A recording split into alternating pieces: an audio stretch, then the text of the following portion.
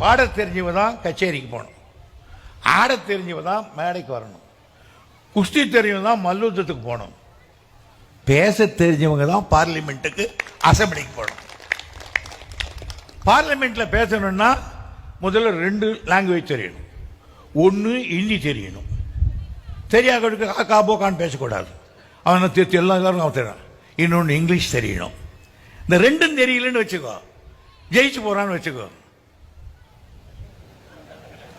ஏன் சார் இப்படியே இவ்வளோ தூரத்து கட்டியிருக்கானே, எப்படி வரிப்பா? என்ன ஒரு தூரம் இல்லை, ஒன்றும் இல்லை.